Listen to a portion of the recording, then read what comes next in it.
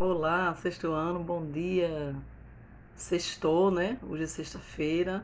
Estamos encerrando mais uma semana, graças a Deus, graças a Deus. Se alegrem aí, fiquem animados, né? Deus é bom, Deus é bom. Hoje é mais um dia que finaliza uma semana, é mais um dia que a gente está aí dando continuidade a mais um mês, né? Então se alegrem, viu? Se alegre com a família, fique bem com a família, Deus é bom. Sextou, hoje é sexta-feira.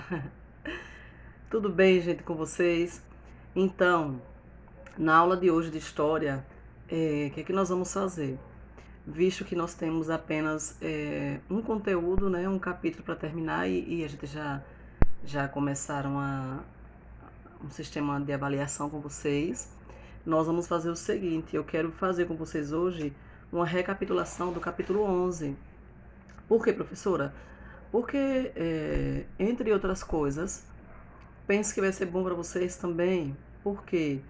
Porque o capítulo 12 vai falar sobre os povos bárbaros.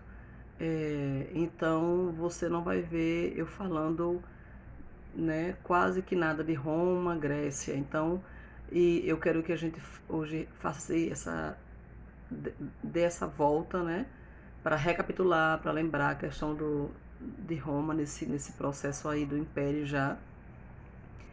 Porque quando chegar no capítulo 12, nós falaremos de vários povos que deram e receberam esse nome de povos bárbaros, né?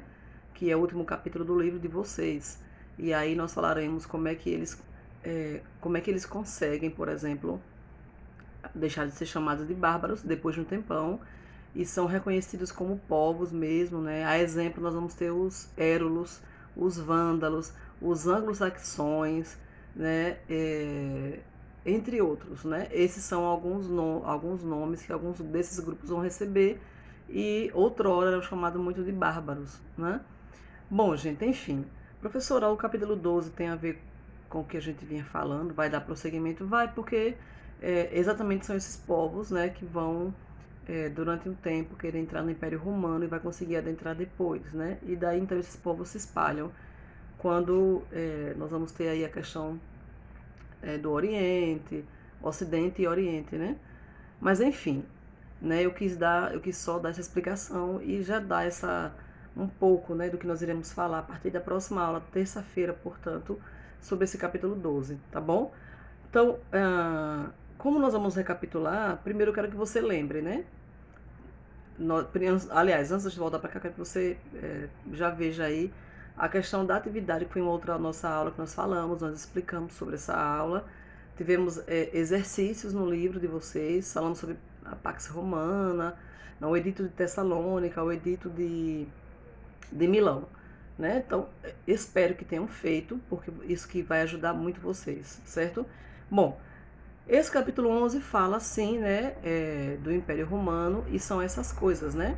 São esses acontecimentos, esses marcos, essas leis que vão fazer parte também um pouco da história do Império Romano.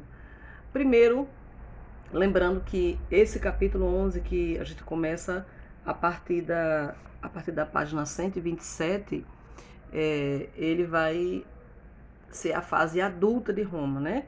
É a fase que Roma não, desculpa. É a fase em que Roma ela cresce, ela expande no sentido de tomar territórios, de conquistar lugares, e agora ela não vai expandir só, gente, através, por exemplo, de terra, através da terra. Ela vai conquistar, ela vai expandir, mas também ela vai expandir através dos mares. Agora, lembra que eu disse que tinha aquela questão da frase, né? É mare nostrum, que quer dizer nosso mar. Então, no latim, né? Em torno disso. Então, por causa dessa expansão que Roma teve, né? Obteve. Então, o Império Romano, a Roma vai se tornar adulta e vai se tornar império por causa desse crescimento, dessa expansão. Como é que ela consegue essa expansão, professora? Como é que ela consegue crescer tanto? Consegue crescer bastante por causa das várias conquistas que Roma obteve, né? Vários lugares onde iam, e, portanto, conquistava esses lugares. Após isso, esses lugares passavam a pertencer a Roma agora, certo? Tá bom? Então, a partir daí, o que você vai ter? Você vai ter, então, uma Roma adulta, uma Roma independente e uma Roma onde faz suas conquistas, né? Aí deixa eu só fazer uma observação e falar algo também que eu não falei nas aulas anteriores sobre Roma. Por exemplo, nós vamos ter muitos soldados, muitos escravos que serão trazidos, capturados e trazidos para o Império Romano, as cidades romanas, a partir dessas conquistas. Roma vencia as batalhas, trazia o espólio, né, que era toda a riqueza, tudo que encontrava, inclusive os melhores homens guerreiros que se tornariam gladiadores depois, e esses homens se tornariam escravos de Roma durante quase que a vida toda. E aí você vai ter um desses escravos chamado de Espartaco. Por isso que você vai ter, por exemplo, os espartanos, depois Esparta, né? Depois. Exatamente por causa disso, né? Espartaco, ele é um dos soldados, dos escravos que não aguenta mais ser escravo de Roma e começa ali uma rebelião por causa disso também.